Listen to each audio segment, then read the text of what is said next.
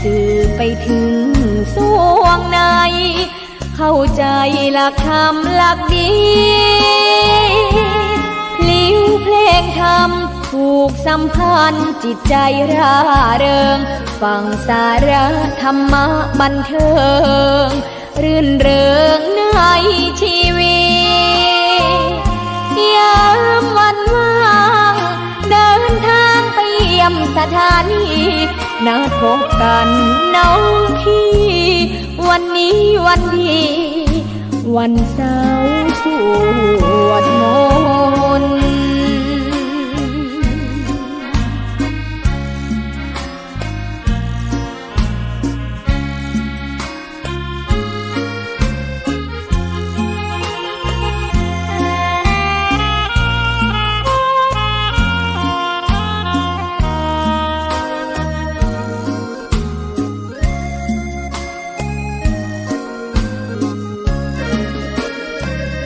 เสียงคลื่นธรรมบอกหลักธรรมให้คลายความเหงาฟังเสียงธรรมะเบาเบาบอกเล่าถึงคนบ้านไกลสื่อธรรมะบอกลดละวางด้วยใจสื่อไปถึงสวงในเข้าใจหลักธรรมหลักดีเพลงธรรมผูกสัมพันธ์จิตใจร่าเริงฟังสาระธรรมะบันเทิงรื่นเริงในชีวิตยามวันว่างเดินทางไปเยี่ยมสถานีนัดพบกันน้องพี่วันนี้วันดีวันเสาร์สวดมนต์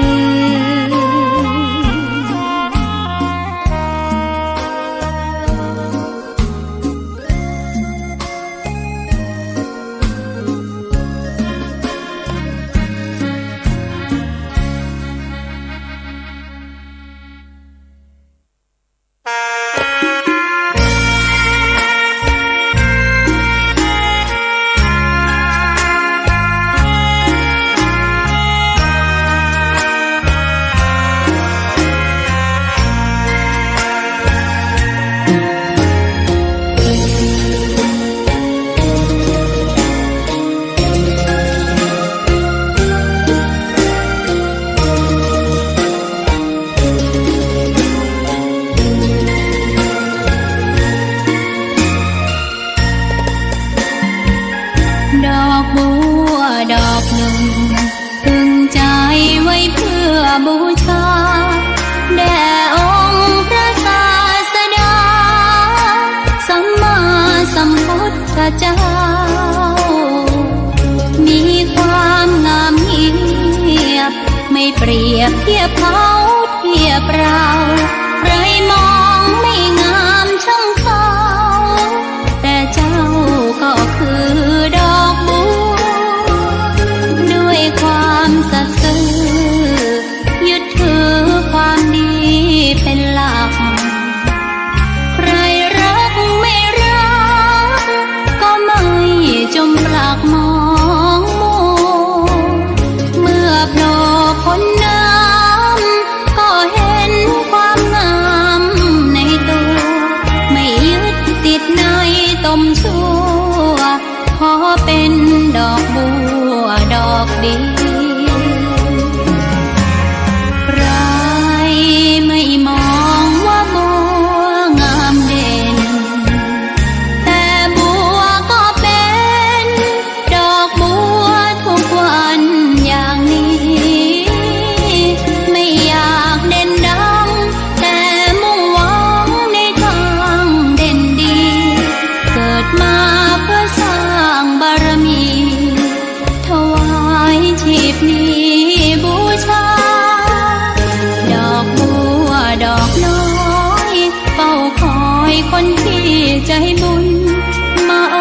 บเอื้อเกื้อกูลรู้ค่าของบุญเก็บบัวขึ้นมาเพื่อสร้างความดีและเสริมบารมีดังหวัง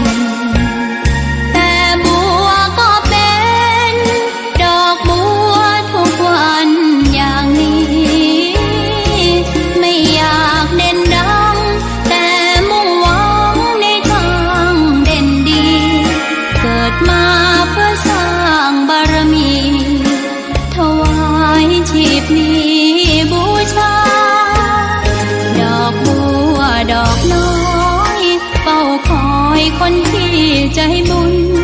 มาโอบเอื้อเกื้อกูลรู้ค่าของบุญเก็บบัวขึ้นมาเพื่อสร้างความดีและเสริมบารมีดังว่าใช้ดอกบัวนี้บูชาพระสัมมาสัมพุทธพระองค์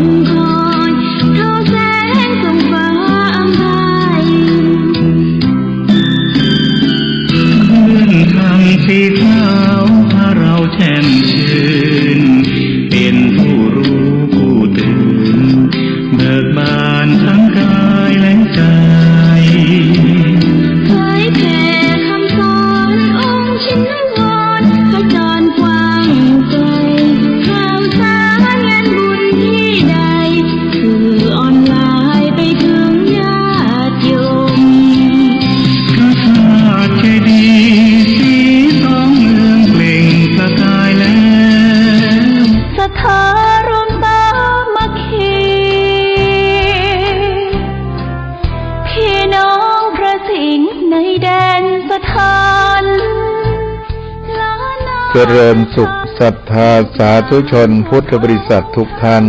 วัดพันอ้นขอเชิญทุกท่านรวมใจเป็นหนึ่งเดียวเพื่อทำบุญทอดพระป่าสามัคคีร่วมกันสร้างพุทธมณฑลจังหวัดเชียงใหม่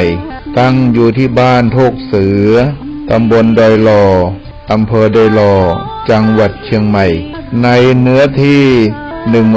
190 ไร่กำหนดทอดพระป่าสามัคคี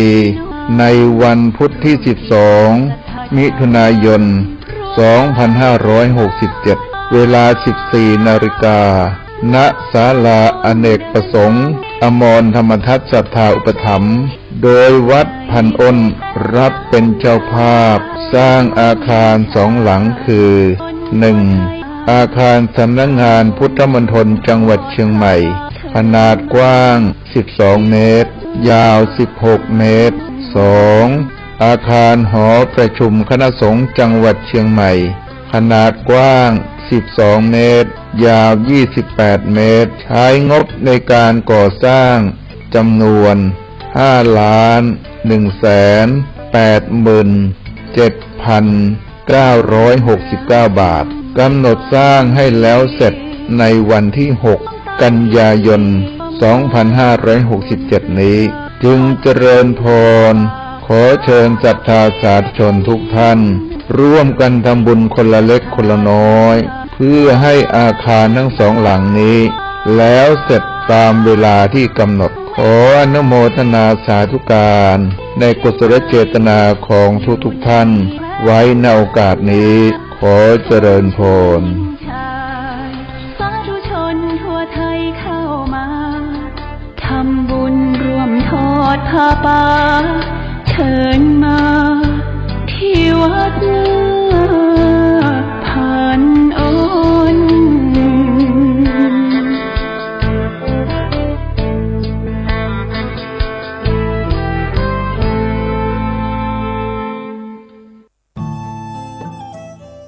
ท่านกำลังติดตามรับฟังสถานีวิทยุกระจายเสียงพระพุทธศาสนาแห่งชาติและสังคมคลื่นเพื่อการศึกษาพระพุทธศาสนาและวัฒนธรรมระบบ FM 104.5 เมกะเฮิรตซ์รายการต่อไปเป็นรายการคดีโลกคดีธรรม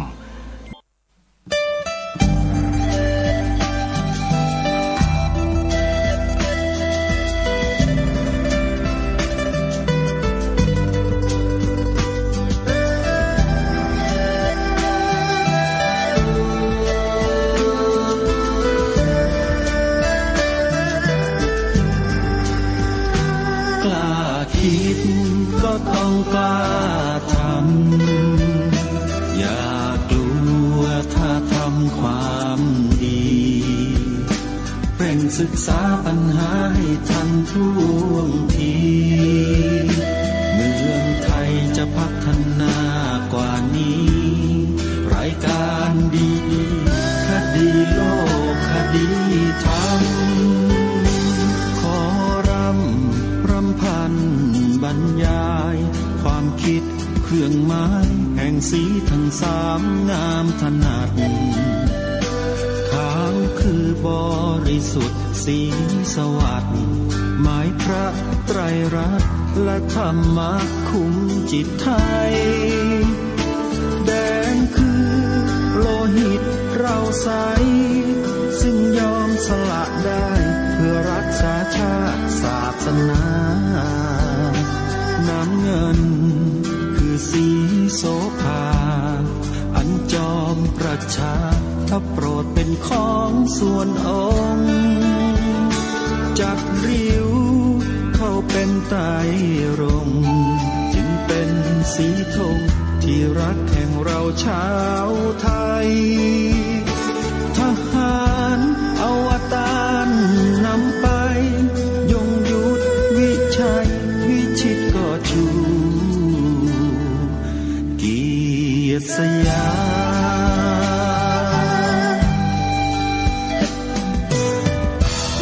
ประเทศไทยที่เจริญมั่นคงมาได้จนถึงทุกวันนี้มิได้เกิดขึ้นจากความหวาดกลัวอย่างคลาดเขลาแต่บรรพบุรุษไทยของเราทุกยุคทุกสมัยล้วนแต่มีความกล้าหาญและชาญฉลาดปกป้องเอกราชสร้างชาติให้เกิดความมั่นคงโดยมีธงแห่งพระไตรรัตน์เป็นเครื่องนำชัยจึงเป็นที่มาที่ไปของรายการคดีโลกคดีธรรมกล้าคิดก็ต้องกล้าทำอย่ากลัวถ้าทำความดี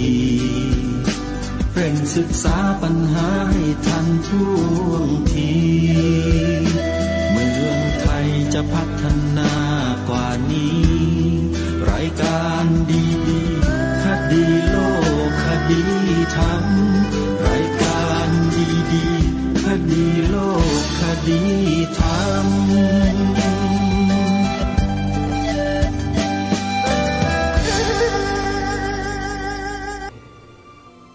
วันนี้รายการคดีโลกคดีธรรมยังคงอยู่ใน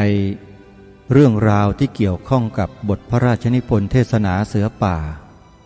เป็นความต่อเนื่องมาจนถึงปัจจุบันดังที่ได้ปรารภกับท่านผู้ฟังไปแล้วเมื่อครั้งก่อนๆถึงความเป็นมาเป็นไปที่เกิดขึ้นอันสืบเนื่องมาจากบทพระราชนิพนธ์เทศนาเสือป่าเป็นสิ่งที่สำคัญอย่างยิ่งสิ่งนั้นได้ถูกปรารภมาบ้างแล้วและเชื่อว่าหลายท่านมีความเข้าใจที่ตรงกันอันหนึ่งก็คือว่าเราทราบน้ำพระราชฤทัยของพระองค์อย่างชัดเจนแล้วว่าพระองค์ทรงต้องการให้คนไทยเรานี้มีความรักมีความหวงแหนศาสนาของชาติและพระองค์ทรงกระทำเป็นตัวอย่างทรงรักษาศาสนาของพระองค์ด้วยชีวิตทีนี้ปัญหาก็อยู่ที่ว่าศาสนาของพระองค์ศาสนาสำหรับชาติที่พระองค์ตรัสไว้นั้นคือศาสนาอะไร ตรงนี้คนไทยต้องทำความเข้าใจให้ตรงกันทั้งหมดและยอมรับให้ได้ต่างว่าถ้ามีคนไทยบางพวกบางกลุ่มไม่ยอมรับเราจะแก้ปัญหาตรงนี้กันอย่างไรและปัญหาจะแก้ที่ไหนแน่นอนคนเรานั้นมันสามารถปรับทัศนคติคือความคิดความเห็นกันได้มันก็ต้องปรับที่ความคิดความเห็นให้มันสอดรับกับความเป็นจริงของประเทศนี้ไม่ใช่ให้ประเทศนี้ปรับประเทศนี้ให้เป็นไปตามความรู้สึกของคนเหล่านั้นจำพวกนั้นทำอย่างนั้นไม่ได้ประเทศก็คือประเทศขอบเขตขันธสีมาองค์บุรพมหากษัตริย์ทรงกอบกู้ทรงปกปักรักษามาด้วยพระชนชีพของพระองค์ท่านพร้อมด้วยเหล่าทหารหารทั้งหลายทั้งปวงเพื่อรักษาความเป็นไทยของเรามาประวัติศาสตร์ชาติไทยของเรามีชัดเจนแล้วเราจะไปยอมตามคนเพียงแค่บางกลุ่มบางพวกเพื่อที่จะปรับเปลี่ยนประเทศนี้ให้คล้อยตามไปกับความรู้สึกนึกคิดของคนเหล่านั้นหรือไม่ได้ยังไงก็ทำอย่างนั้นไม่ได้ไม่เช่นนั้นเราก็จะรักษาความเป็นไทยของเราไว้ไม่ได้ค่านิยมหลักคนไทย12ประการเป็นเครื่องบ่งบอกได้อย่างชัดเจนว่าอะไรคือความเป็นไทยสอดรับกับแนวพระราชดำริขององค์บูรพมหากษัตริยาธิราชเจ้าหรือไม่เราต้องดูในเนื้อหาและรายละเอียดเพราะว่าเดี๋ยวนี้ความพยายามของคนมันมีอยู่ทุกที่ทุกคนทุกแห่งทุกหน่วยงานทุกสถานที่ความพยายามที่จะบิดเบือนพยายามที่จะทำลายมันมีอยู่ถ้าหากว่าเราไม่เข้มแข็งถ้าหากว่าเราอ่อนแอเราก็จะถูกคนเหล่านี้แทรกแซงเข้ามาภายในกิจการของประเทศของเราได้บทเพลงพระราชนิพนธ์ที่เปิดในตอนต้นรายการชื่อบทเพลงว่าคำปฏิญาณท่านสาธุชนที่ฟังแล้วรู้สึกอย่างไรบ้างสำหรับผู้ดำเนินรายการมีความรู้สึกว่าพระองค์ทรงเตือนคนไทยของเราไว้ตลอดเวลาว่าให้ระวังคนต่างชาติให้ดีระวังคนต่างศาสนาให้ดีระวังเขาระวังทำไมในเนื้อหาของบทเพลงพระราชนิพนธ์บทนี้ตรัสไว้ชัดเจนเลยพระองค์ตรัสว่าใครมาเป็นเจ้าเข้าครองคงจะต้องบังคับขับใสเคี่ยวเข็นเย็นค่ำกรำไปตามวิสัยเชิงเช่นผู้เป็นนายเขาจะเห็นแก่หน้าค่าชื่อจะนับถือพงพันนั้นอย่าหมายไหนจะต้องเหนื่อยยากลำบากกายไหนจะอายทั่วทั้งโลกาเพราะฉะนั้นร่วมกันสวามิภักดิ์จงรักร่วมชาติศาสนายอมตายไม่เสียดายชีวาเพื่อรักษาอิสระคณะไทยสมานสามัคคีให้ดีอยู่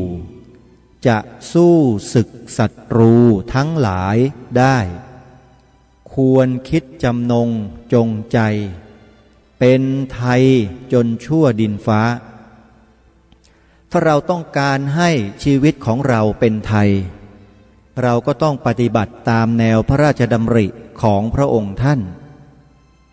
อะไรก็แล้วแต่ที่ออกมาจากพระโอษฐ์ขององค์พระบาทสมเด็จพระมงกุฎเกล้าเจ้าอยู่หัวนั่นแหละคือสิ่งที่เราต้องถือปฏิบัติโดยปฏิเสธไม่ได้เราไม่ปฏิเสธแต่ก็มีคนบางกลุ่มบางพวกคัดค้านต่อต้านเมื่อเร็วๆนี้ เดินไปที่ร้านหนังสือชื่อดังแห่งหนึ่งแถวท่าพระจันทร์ไปถามหาหนังสือบทพระราชนิพนธ์เทศนาเสือป่าร้านดังๆเยี่ยงนี้จะต้องมีหนังสือเล่มนี้วางจำหน่ายปรากฏว่าเจ้าหน้าที่ร้านหนังสือตอบว่าเพิ่งจะมีคนมาเก็บไปจากร้านไม่กี่วันนี้เองนั่นหมายความว่ากระแสของการนำเสนอบทพระราชนิพนธ์เทศนาเสือป่านี้มีผลกระเทือนต่อคนเหล่านี้มากคนเหล่านี้คือคนพวกไหนคนพวกที่ทุจริตช่อฉนต่อชาติศาสนาพระมหากษัตริย์ของเรา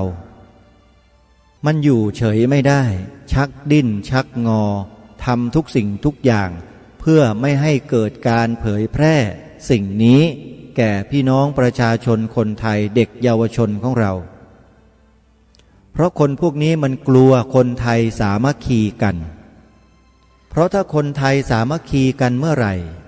คนเหล่านี้ก็ทำอะไรประเทศนี้ไม่ได้มันจึงพยายามที่จะเข้ามาแทรกแซง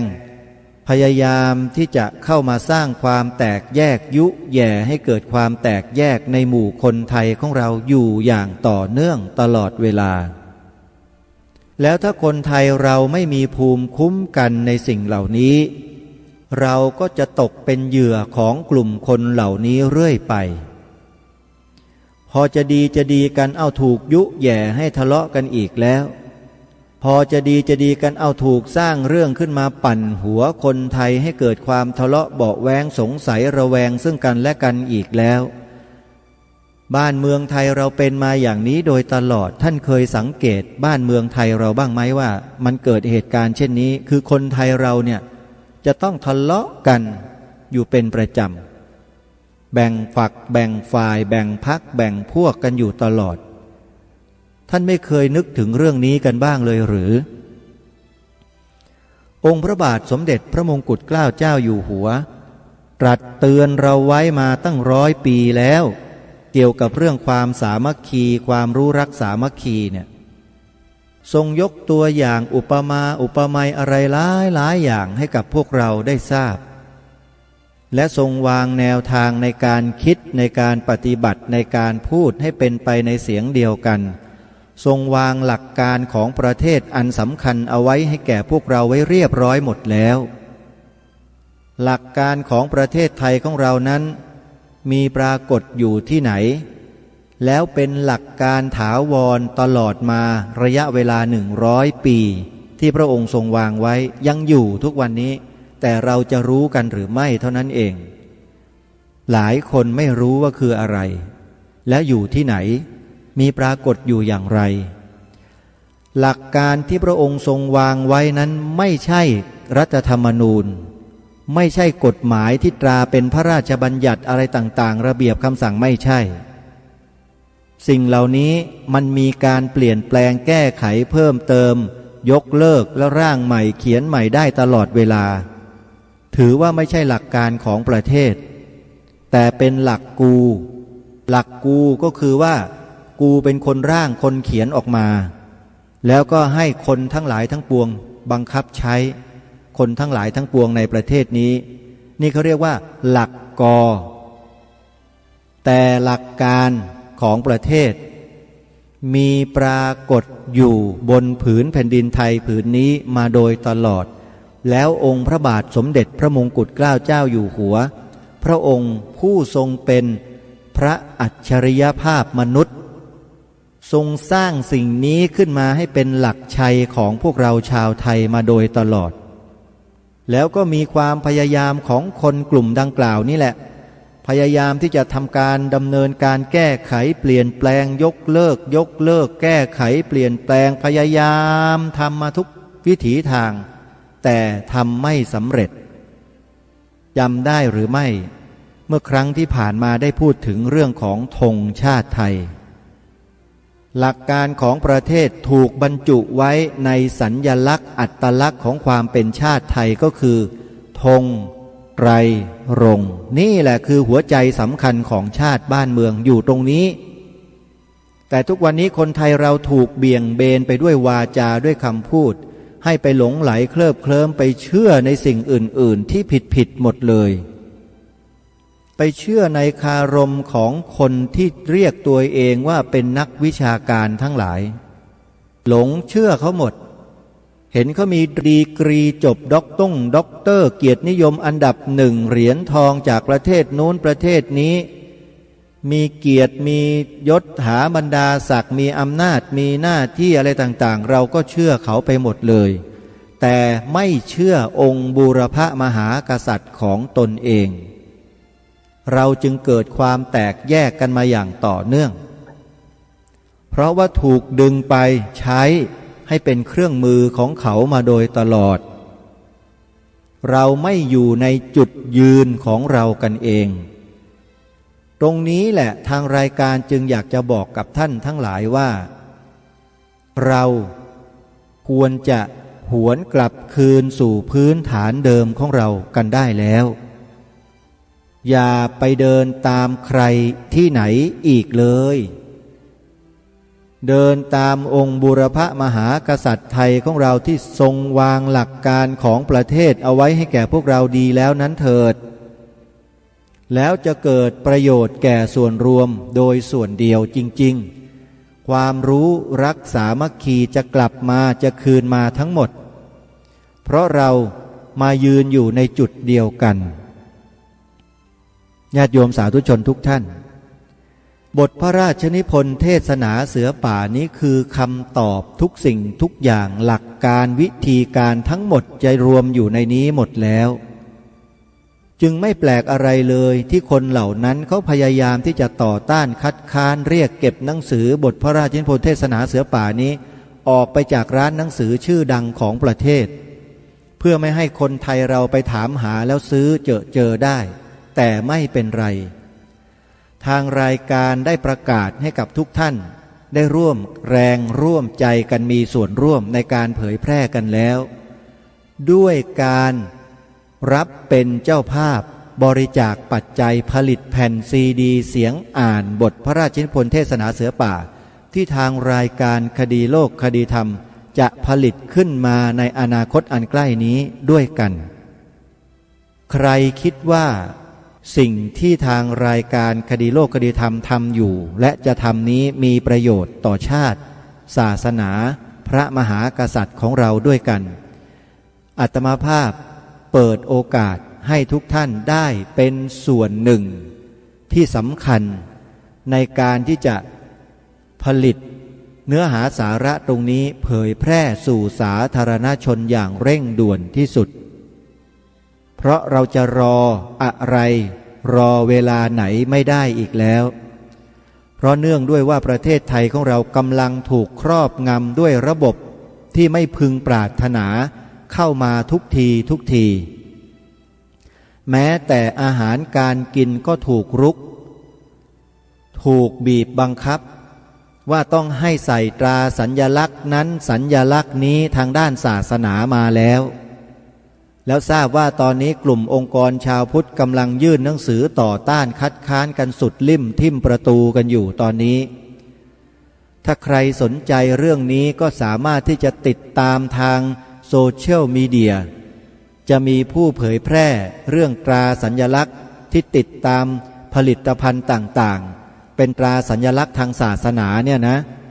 ใครสนใจก็ไปตามดูข้อมูลกันได้ตอนนี้เขาเผยแพร่กันไปทั่วบ้านทั่วเมืองกันแล้วลองติดตามดูกันแล้วท่านจะรู้ความจริงว่าไอ้ตราสัญลักษณ์นี้ที่เขาสร้างเขาทำขึ้นมาเนี่ยเขาทำเพื่อประโยชน์ของใครแต่ที่แน่ๆคือไม่ใช่ประโยชน์ของชาติแน่นอนเขาจึงออกไปทักท้วงและคัดค้านกันอยู่ตอนนี้และทางรายการคดีโลกคดีธรรมก็เห็นด้วย100%ขอต่อต้านแล้วก็คัดค้านอย่างสุดลิ่มทิ่มประตูเช่นเดียวกันมีข้อมูลอยู่ในมือพร้อมที่จะนำเสนอตลอดเวลาและคอยติดตามข่าวสารข้อมูลทางสถานีโทรทัศน์ธรรมาธิปไตย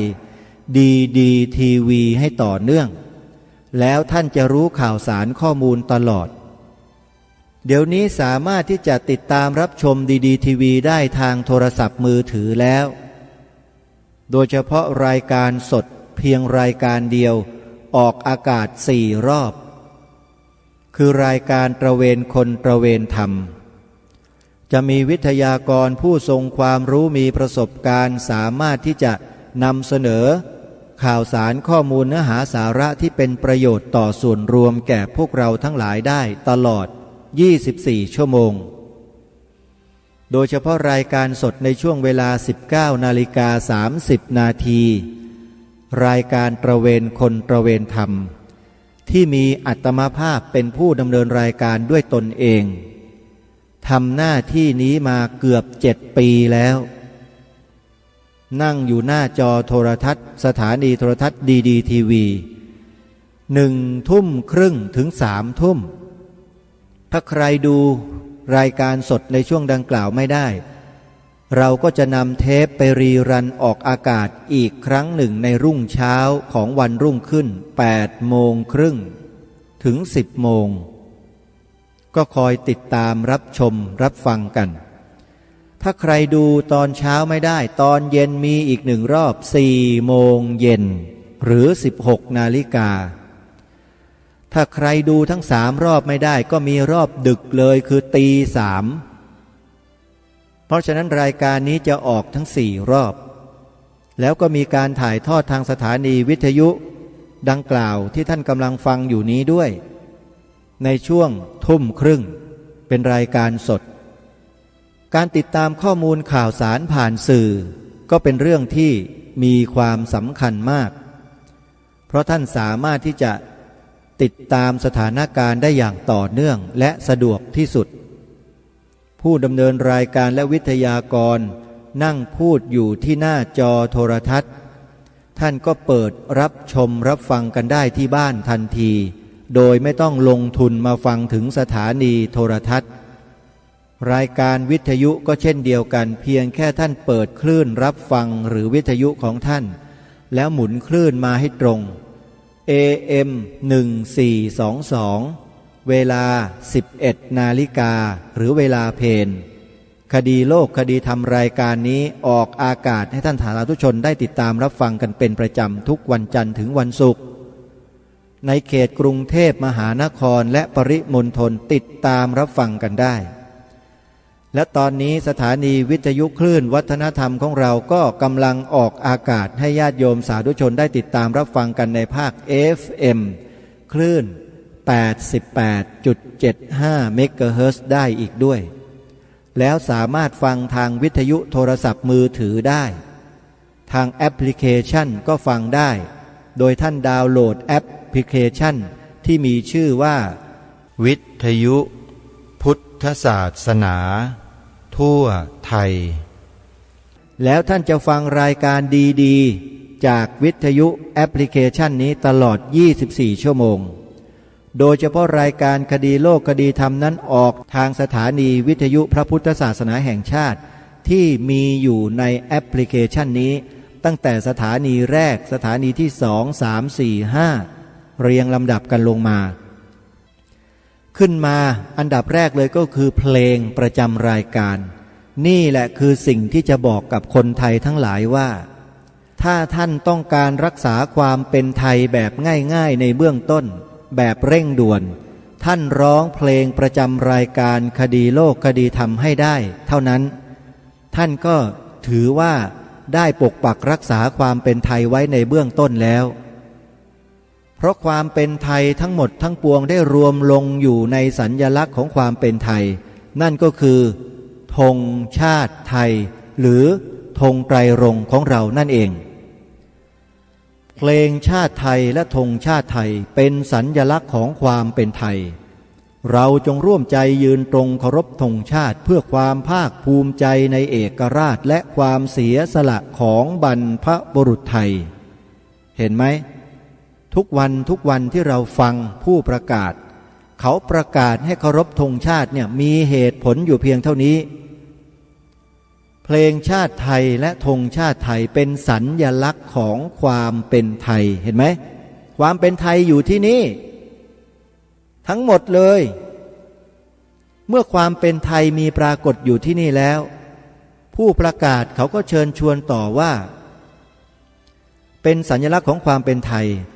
เราจงร่วมใจกันยืนตรงเคารพธงชาติเพื่อความภาคภูมิใจในเอกราชและความเสียสละของบรรพบุรุษไทยภาคภูมิใจในความเป็นไทยไม่ใช่แค่ภาคภูมิใจอย่างเดียวมันต้องหวงแหนด้วยหวงแหนไม่พอต้องปกปักรักษาคุ้มครองด้วยชีวิตนี่มันจึงจะสมบูรณ์จริงๆแล้วผู้ประกาศเขาพยายามที่จะพูดให้ได้มากกว่านี้แต่เนื่องด้วยมันจำกัดด้วยเวลาและคำพูดเพื่อให้มันลงตัวกันเขาก็เลยพูดสั้นๆว่าเพลงชาติไทยและธงชาติไทยเป็นสัญลักษณ์ของความเป็นไทยเราจงร่วมใจยืนตรงเคารพธงชาติเพื่อความภาคภูมิใจในเอกราชและความเสียสละของบรรพบุรุษไทยคำว่าเพื่อความเป็นเอกราชกับความเสียสละของบรรพบุรุษตรงนี้แหละบ่งบอกให้เห็นว่าเราต้องเสียสละเสียสละก็คือทำหน้าที่ปกปักรักษาเสียสละตัวเองรายการคดีโลกคดีธรรมทำหน้าที่อยู่ตรงนี้มาเป็นระยะเวลากว่า11 ปีแล้วใครที่เคยฟังรายการนี้คงทราบดีว่ารายการนี้เป็นอย่างไรคือเป็นมาอย่างไรตั้งแต่วันแรกวันนี้ก็ยังเป็นอยู่อย่างนั้นก็ยังพูดอยู่แบบนี้เรื่อยมาแล้วก็จะพูดแบบนี้เรื่อยไปหวังว่าคนที่มาฟังรายการนี้แล้วจะเกิดความฉุกคิดขึ้นมาได้แล้วก็หันกลับมาร่วมแรงร่วมใจกันทำให้ความเป็นไทยยังคงความเป็นไทยของเราอยู่ต่อไปเราไม่ได้ไปเบียดเบียนใครแล้วก็ไม่ได้ไปทำลายใครแต่เราทำหน้าที่ปกป้องและขจัดปัญหาทั้งหลายทั้งปวงที่เป็นอุปสรรคเป็นปัญหาต่อความเป็นไทยของเราทั้งหมดที่มันเกิดขึ้นมาใหม่ๆเนี่ยอย่างไอ้ตราสัญลักษณ์เนี่ยทางด้านศาสนาเหมือนกันที่ไปติดตามผลิตภัณฑ์ต่างๆแล้วเที่ยวไปบังคับให้เขาทำอย่างนั้นทำอย่างนี้อะไรต่างๆเนี่ยเอาหลักของศาสนาเข้าไปบีบบังคับผู้ประกอบการทั่วประเทศถามว่านี่หรือคือวิสัยของคนที่จะอยู่ร่วมกันบนผืนแผ่นดินเดียวกันตรงนี้ตอนนี้เขาเริ่มยื่นหนังสือคัดค้านเรื่องนี้กันแล้วขอประกาศให้ทราบญาติโยมสาธุชนทุกท่านองค์พระบาทสมเด็จพระเจ้าอยู่หัวรัชกาลที่6ตรัสเตือนเราไว้100 กว่าปีแล้วนะใครมาเป็นเจ้าเข้าครองคงจะต้องบังคับขับใสเคี่ยวเข็นเย็นค่ำรำไปตามวิสัยเชิงเช่นผู้เป็นนายเขาจะเห็นแก่หน้าค่าชื่อจะนับถือพงพันนั้นอย่าหมายไหนจะต้องเหนื่อยยากลำบากกายไหนจะอายทั่วทั้งโลกาแล้วพระองค์ก็ทรงชักชวนพวกเราว่าเพราะฉะนั้นร่วมกันสวามิภักดิ์จงรักร่วมชาติศาสนายอมตายไม่เสียดายชีวาเพื่อรักษาอิสระคณะไทยสมานสามัคคีให้ดีอยู่จะสู้ศึกศัตรูทั้งหลายได้ควรคิดจำนงจงใจเป็นไทยจนชั่วดินฟ้านี่คือสิ่งที่พระองค์ทรงฝากไว้ให้แก่พวกเราคนไทยทั้งหมดรายการคดีโลกคดีธรรมมีหน้าที่นำเสนอต่อคนไทยทั้งปวงอยู่ที่คนไทยทั้งปวงที่กำลังฟังรายการอยู่ว่าท่านจะดำเนินรอยตามเบื้องพระยุคลบาทของพระองค์หรือจะไปดำเนินรอยตามรอยเท้าของใครนี่คือคำถามคนไทยเพราะฉะนั้นญาติโยมพุทธบริษัทพี่น้องประชาชนคนไทยทั้งหลายทั้งปวงการที่ทางรายการคดีโลกคดีธรรมนำเสนอรายการด้วยความหนักแน่นมาโดยตลอดก็เนื่องด้วยว่า ในใจนั้นมีความสำนึกในพระมหากรุณาธิคุณเป็นล้นพ้นขององค์บูรพมหากษัตริย์ไทยของเราอย่างสุดชีวิตจึงได้ใช้ชีวิตนี้ที่มีเหลืออยู่นี้ให้เป็นประโยชน์สูงสุด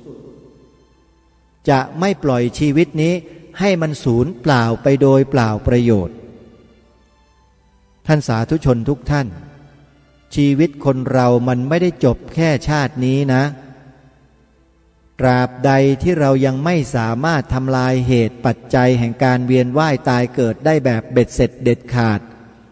เรายังต้องกลับมาเกิดและต้องมาเจอกับปัญหาแบบนี้กันอีกเชื่อเถอะเพราะฉะนั้น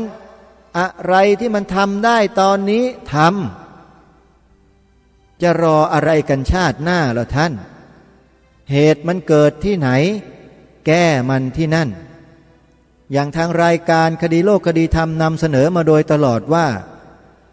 ถ้าไม่บัญญัติให้พระพุทธศาสนาเป็นศาสนาประจำชาติไทยไว้ในรัฐธรรมนูญ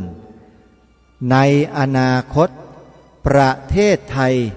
จะต้องตกอยู่ในสถานะเดียวกันกับพื้นที่3 จังหวัดชายแดนภาคใต้อย่างแน่นอน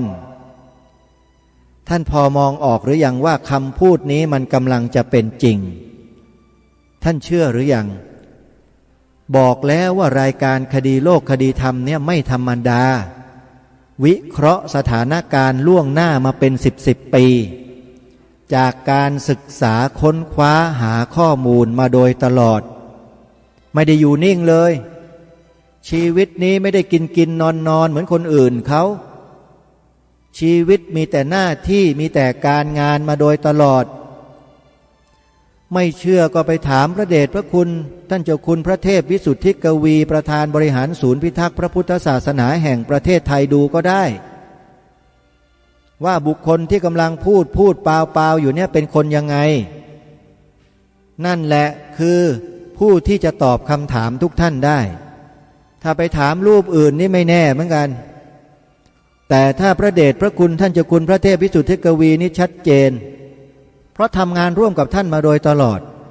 มีอะไรที่ลึกๆก็จะนำไปถวายท่านมีอะไรที่เป็นความลับที่ถูกปกปิดไว้เมื่อพบเจอก็จะนำไปถวายท่านมีข้อคิดคำถามอะไรที่อยู่ในใจก็จะถอดออกมาถวายท่านเพราะฉะนั้นท่านจะทราบดีว่าบุคคลที่กำลังพูดอยู่นี้เป็นคนเช่นไรเพราะฉะนั้นใครที่กล่าวร้ายป้ายสีใครที่เคยกล่าวร้ายป้ายสีเอาไว้ใครที่เคยพยายามที่จะทำลายเอาไว้เนี่ยอโหสิกรรมให้หมดเลยไม่เคยคิดเครียดแค้นอะไรหรืออาฆาตพยาบาทแม้แต่นิดเดียวไม่มีเลยเพราะจิตใจไม่ได้มุ่งหวังที่จะไปทำชีวิตให้ตกต่ำอย่างนั้นหวังที่จะทำประโยชน์สูงสุดให้เกิดขึ้นแก่บ้านแก่เมืองแก่พระศาสนาของชาติต่อสถาบันพระมหากษัตริย์ของไทยของเราจริงๆชีวิตนี้เกิดมาไม่เสียชาติเกิดได้เป็นทหารรักษาพระองค์ก็เป็นได้บวชก็บวชได้เรียนก็เรียนได้ปฏิบัติวิปัสสนากรรมฐานก็ได้ปฏิบัติได้ทำหน้าที่เผยแผ่ธรรมก็ทำหน้าที่เผยแผ่ได้ทำหน้าที่ปกป้องก็ทำหน้าที่ปกป้องนี่คือความภาคภูมิใจที่เกิดขึ้นในชีวิตไม่มีใครมาภูมิใจกับเราได้นอกจากตัวของเราเองใครจะมายกยอปอปั้นใครจะมาชมอย่างโน้นอย่างนี้ไม่มีความหมายอะไรเลยหรือใครจะมาใส่ร้ายป้ายสีจะมาทำลายด้วยวาจาต่างๆไม่มีความหมายอะไรเลยเพราะในใจมันรู้ใจของตัวเองอยู่ดีว่าคิดอะไรพูดอะไรทำอะไรมีเจตนาข้างในอย่างไรนี่มันเห็นตัวเองชัดมากจึงได้กล้าลุกขึ้นยืนมาอัญเชิญบทพระราชนิพนธ์เทศนาเสือป่ามาถ่ายทอดให้กับท่านทั้งหลายเหมือนอย่างที่พระองค์ตรัสไว้ในบทเทศนาเสือป่าว่า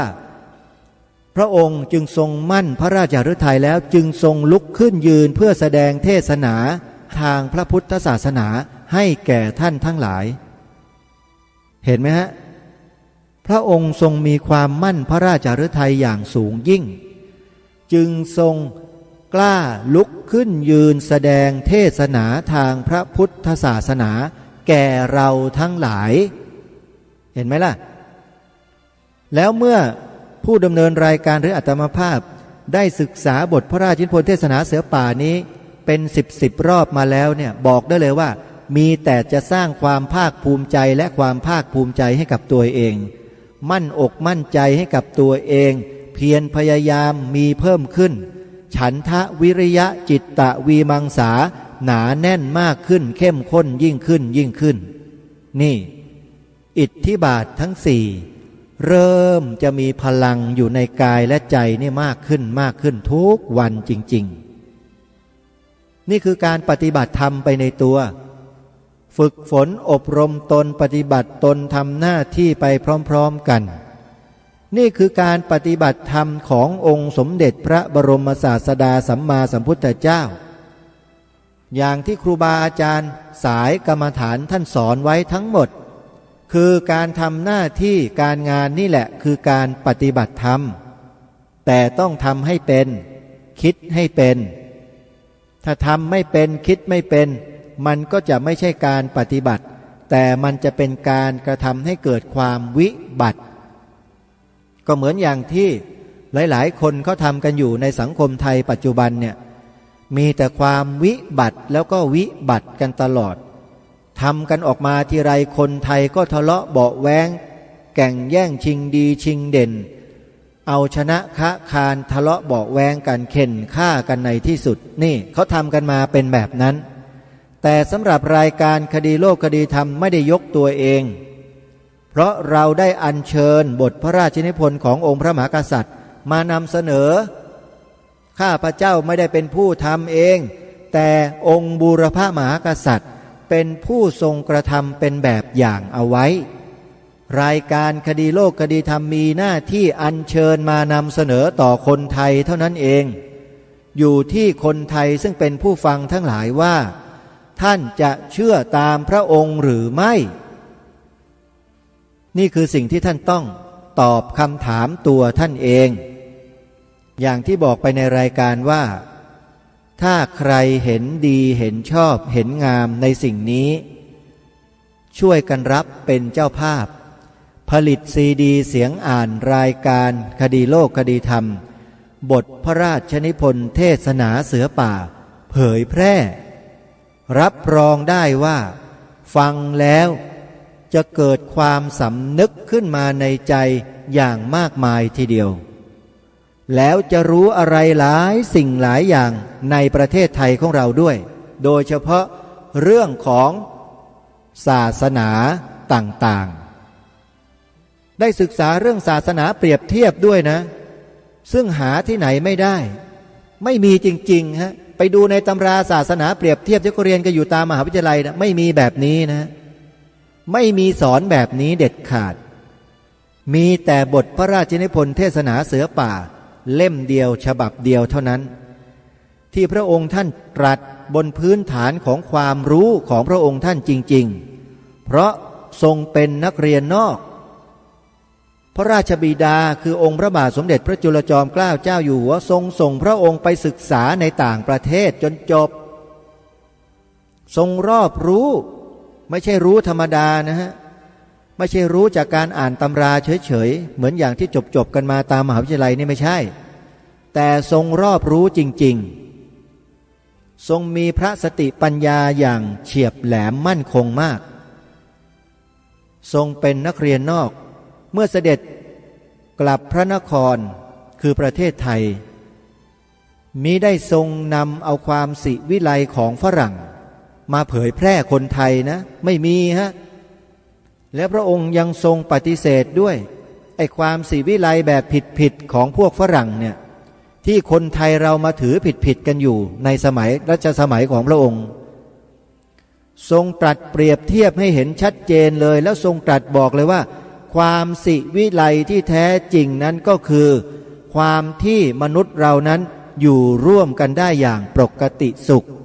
ไว้วางใจซึ่งกันและกันนั่นแหละเขาเรียกว่าความสิวิไลของมนุษย์แล้วทรงสรุปให้ชัดเจนเห็นภาพเลยก็คือความที่มนุษย์เรานั้นมีศีลมีธรรมนั่นเองเห็นไหมล่ะลงสุดท้ายคือพระองค์จะทรงตรัสลงตรงนี้หมดเลยคือความมีศีลมีธรรมแล้วก็ทรงตรัสเรื่องศีลห้า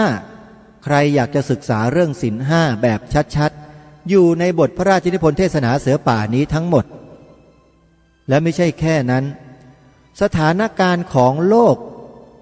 ที่จะเกิดสงครามโลกครั้งที่หนึ่งขึ้นในปีพระพุทธศักราช 2457 ที่สงครามมันเริ่มก่อขึ้นที่ยุโรปพระองค์ท่านก็ทรงติดตามทรงศึกษามาโดยละเอียดแล้วก็ทรงถ่ายทอดให้เราได้เห็นภาพชัดเจนมากแล้วก็ทรงตรัสเตือนไว้ว่าคนไทยเราที่กำลังอิจฉาริษยาแก่งแย่งชิงดีชิงเด่นทะเลาะเบาะแว้งกันอยู่เนี่ยนะขอให้เราทำกันเช่นนี้ต่อเมื่อเราไม่มีภัยเมื่อใดที่ประเทศไทยของเราเกิดภัยขึ้นที่จะต้องต่อสู้กับศัตรูเราจะรวมกันไอ้ที่ทะเลาะเบาะแว้งกันเราจะทิ้งเสียนี่ดูสิพระองค์ตรัสสอนถึงขนาดนี้ชัดเจนมากทางรายการถึงได้เกิดความภูมิใจตัวเองเหลือเกินที่เกิดมาแล้วไม่เสียชาติเกิดที่ได้มาพบกับบทพระราชนิพนธ์เทศนาเสือป่าของพระองค์ท่านมีคุณค่าสุดๆต่อประเทศไทยทั้งประเทศซึ่งตอนนี้ประเทศไทยเรากำลังตกอยู่ในห่วงของการพยายามของกลุ่มบุคคลในการที่จะเข้ามาครอบงำประเทศไทยของเราด้วยวิธีการต่างๆและวิธีการหนึ่งที่ได้กล่าวมาเมื่อตอนต้นก็คือการเข้ามาควบคุมกิจการสินค้าในประเทศไทยโดยใช้ตราสัญลักษณ์ทางศาสนาอันนี้อันตรายสุดๆสำหรับประเทศไทยของเราคอยติดตามข้อมูลกันต่อไปว่าคืออะไรคืออะไรขอบอกว่าเรื่องนี้ใหญ่โตมโหฬารสำหรับคนไทยจริงๆพระองค์ท่านทรงเตือนเราไว้นานแล้วนะถ้าเราไม่เชื่อก็ไม่รู้จะพูดอย่างไรเอาล่ะท่านสาธุชนท้ายรายการหมายเลขโทรศัพท์ที่ญาติโยมจะติดต่อขอร่วมเป็นเจ้าภาพผลิตซีดีเสียงอ่านบทพระราชนิพนธ์เทศนาเสือป่าเผยแพร่ฟรีๆเนี่ยนะร่วมสร้างบารมีกันโทรศัพท์มาได้ที่หมายเลข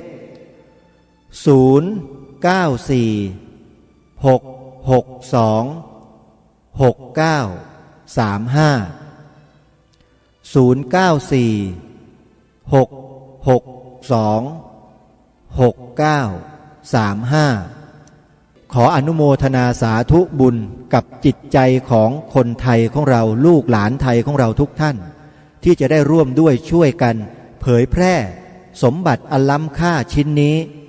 ให้แก่ปวงชนชาวไทยของเราอย่างกว้างขวางกันต่อไปวันนี้เวลาหมดลงแล้วขอสมมุติยุติไว้แต่เพียงเท่านี้ขอความสุขสวัสดีจงมีแด่ท่านสาธุชนผู้ฟังทุกท่านทุกคนเทินขอเจริญพรที่จบไปแล้วนั้นเป็นรายการคดีโลกคดีธรรม